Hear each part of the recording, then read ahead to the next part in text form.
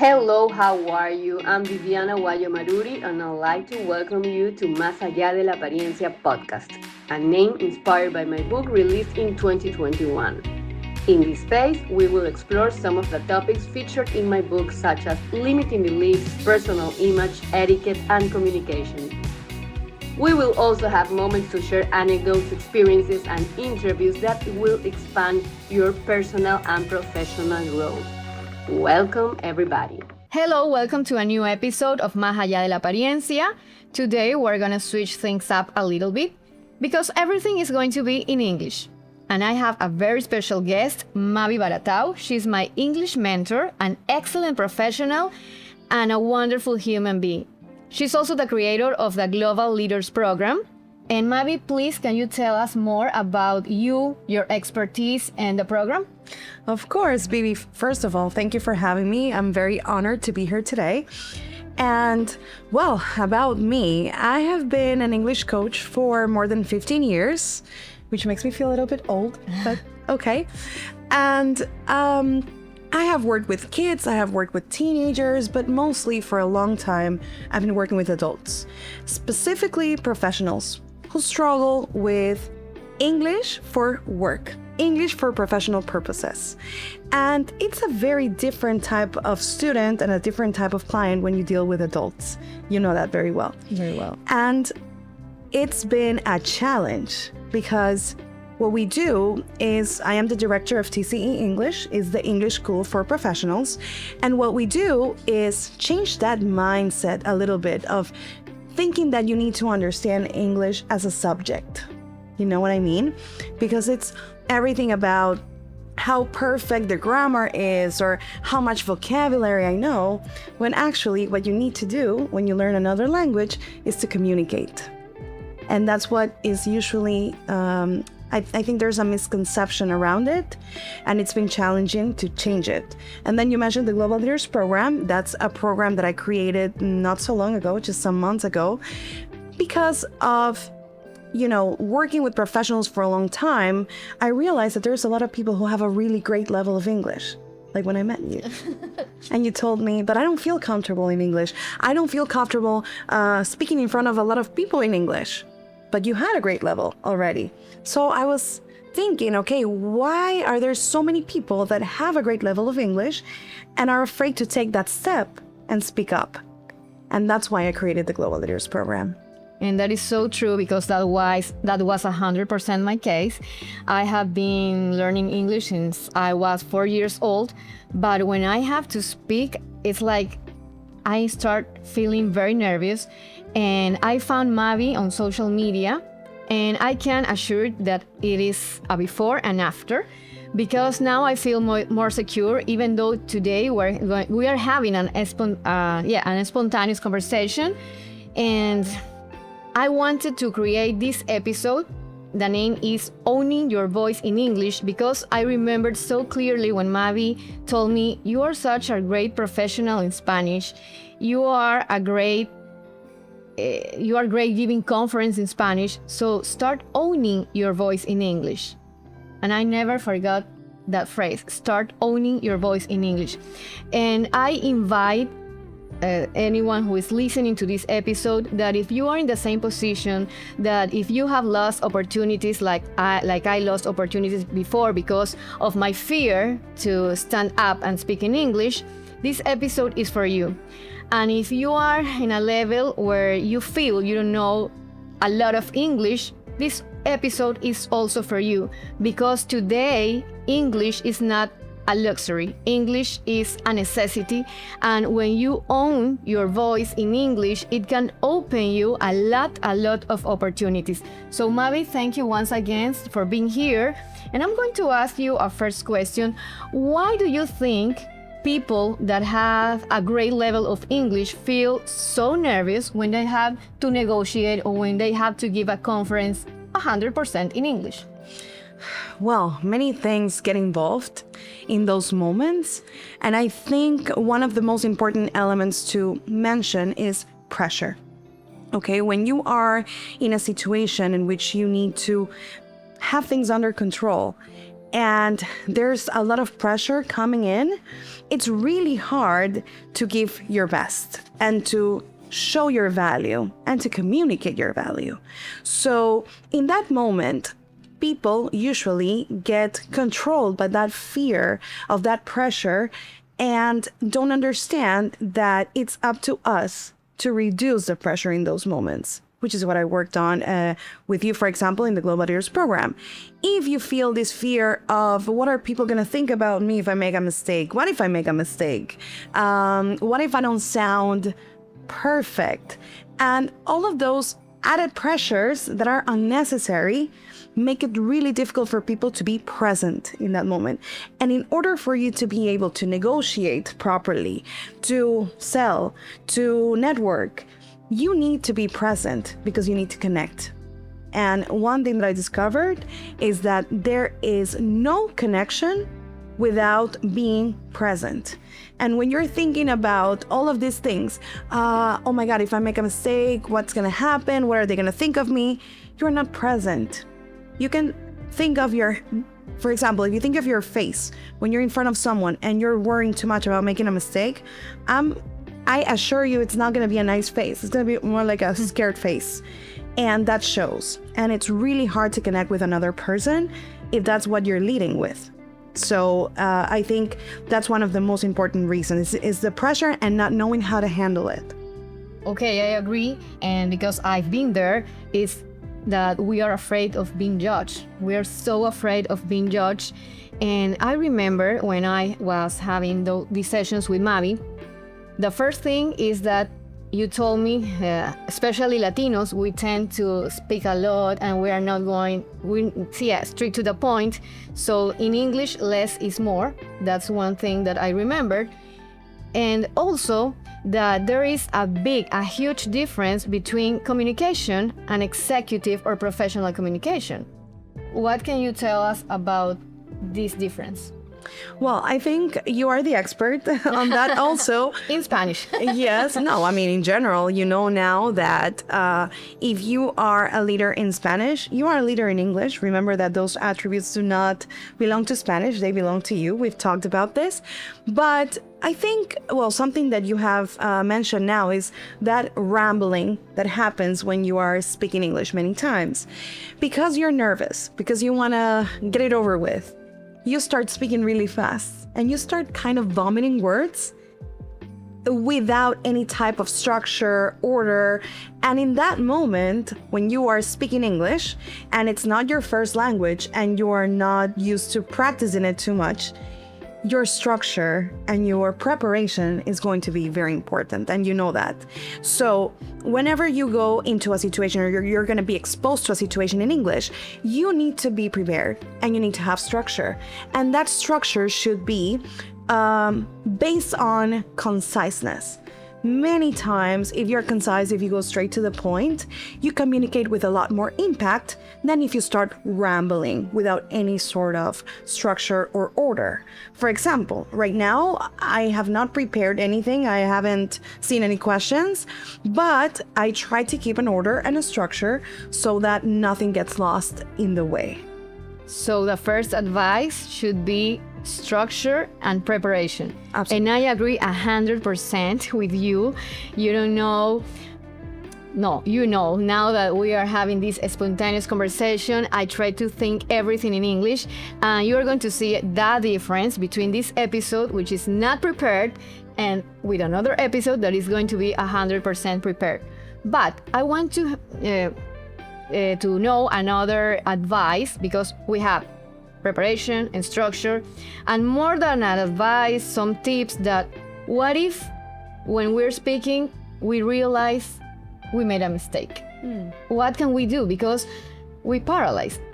Yes, that's a good one. I think I get this a lot because, of course, one of the reasons why people don't feel confident and comfortable speaking English is because they are fearing that mistake. And I always say, okay, and what if you make a mistake? Is it the end of the world if you make a mistake? What if I make a mistake right now? I could confuse a preposition. I could maybe confuse an article. And what matters is how you react to that mistake. Because if I make a mistake right now and I panic, I will ruin the rest of this interview, because I will be in my head thinking about it over and over again. I'm going to be like, oh my God, I screwed up. I made a mistake. Oh no, what are people going to think? And then I ruined my whole performance. When actually, in that moment, all you need to know is either acknowledge it and say, oh, sorry, I meant this, or just ignore it and move on and continue focusing on what you're talking about. But the problem is that sometimes we focus more on that image that we have that we need to preserve in some way than communicating. Because, for example, what I have to say right now is important, and I'm gonna focus on that. And the word I want to share with the world, not if I made a mistake or not, and how are people looking at me if I make a mistake. So it's more of the focus. What are we focusing on? Being correct or being impactful? Yes. So we can share our message. Yes, we have to have this mindset, not focusing or in our mistakes, but focusing in what is our purpose. Why are we having this interview? Why are we having this episode? And when we get over the fear of being judged and we start focusing on what do I have to say to impact, to make a difference in someone's life, there's going to be a huge difference. And also, I think it's important to remember that everyone makes mistakes. You are listening to our podcast and maybe, she said something wrong. Everyone makes mistakes. And I love this analogy that we have a stair, and people should remember that there's always going to be someone upstairs and there's always going to be someone downstairs. And it doesn't matter. The only comparison you have to make is just with yourself. So thank you very much for reminding us those important things, because I know a lot of professionals that are cracks in what they do, but they have this fear to show up, to start speaking, and not only in English, but in Spanish, and how important it is to set the right mindset to go and conquer all of your dreams.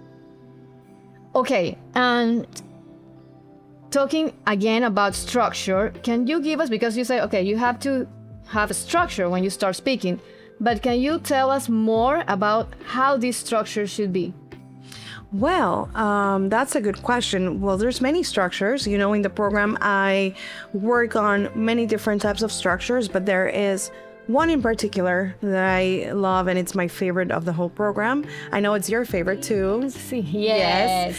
You can say the name. The PFC model. The PFC model, that's right. Well, Vivi's a fan. She's not the only one, but it's a model that I created to always have impactful responses.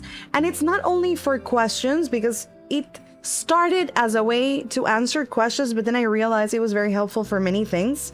And I used it for podcast interviews, I used it for presentations, for panels, and it's been very useful, which is PFC, which stands for Position, Framework, Conceptual Close. And basically what it is just you always start with a clear statement of something you believe in or something that you want to communicate. Then framework, which is explaining a little bit more, or the methodology that you use, for example, in terms of what you are speaking about on the first part. And then closing with a nice conceptual close, which is another statement, but a statement that is more personal, something related to how you make the subject a principle, something you believe in, like a value. And it's very, very impactful. We have made some examples, and it's a very nice way, and I recommend you guys to use it. Actually, if you want, we can sort of leave a template or something. I'll be happy to share that with you for the podcast, so that our listeners can know how the PFC works. It would be amazing. So we're going to... Yes, I'll be happy to, because it really, really does help. And as my students have told me, like, you're helping me not only in English, you're helping me in Spanish. I need this for my Spanish speech. And it's because what I do is not, with the Global Leaders Program, of course, not with TC, is not English language learning, is using English as a leadership tool, and it's strategic communication. And that doesn't belong to English. It belongs to the person. So when we work on these skills, we're working on you as a leader, not necessarily just as an English speaker. Yes, 100% true. So remember, it is very important to know how to begin this impactful beginning and also this impactful closure, because in Spanish, I have been in conference where the speaker starts wow with all of this energy, and at the end, he's walking away, thank you, when he's already sitting down.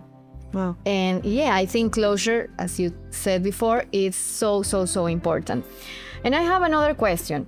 What can you tell for professionals who think English is not important? I don't use English in my work, so I think this is not important. I don't know why Viviana is saying that you can lose a lot of opportunities. What can you say to those professionals? Oh, I can tell them that I completely understand their point. There's many people who have been extremely successful without English. Look at Messi. Yes. We have a great example there. But it's one of his But he regrets it. Yes. He regrets it because he has been in rooms in which he would have loved to be able to communicate with amazing people, and because he didn't speak English, he couldn't. Yes. Okay? So, yes, you can be more than successful if you only speak Spanish, for example. But think of what you could do if you spoke English. Think of what you could do if you had the opportunity to communicate to more people, to reach a wider audience. That's the thing. That's what you should ask yourself. Because at the end of the day, you can really achieve a lot, but it's about why are you setting a limit for yourself, especially for the people who speak English. I really want to direct this to those people because they already have it, but they decide not to use it. And that's what, for me, is very sad, honestly. And that's what I love about your answer, because it's not just about being successful, but it's also about the impact you can create in more people. Because it's not just about you. Think about your purpose, so you can spread your message, your legacy to more people. Yes, to be honest, if you allow me, I will add something there. I always say that when you have a talent, like you, for example, Vivi, that you do so many wonderful things for business women, for businessmen who need your expertise, your guidance, I think it would even be selfish to not share it with the world.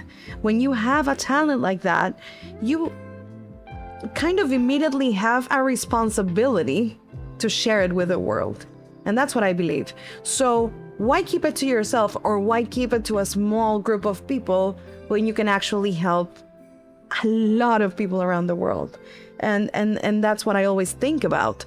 And that's what at least has motivated me. I know I have something that I can share with the world, and I should, and I'm going to do it as the best that I can. And for that, I need to put myself out there. You need to expose yourself. Yes. And you shouldn't limit yourself because of your own limiting beliefs, or because you don't feel comfortable, because that's not, you're not fulfilling your purpose. Totally agree. Living by your purpose and thinking in the legacy you are going to leave in this world. For me, that's the most important thing. So Mabi, how can people reach up to you? People can reach out to me via Instagram, for example, at mabi.englishcoach. And I think that's the best way to reach out to me.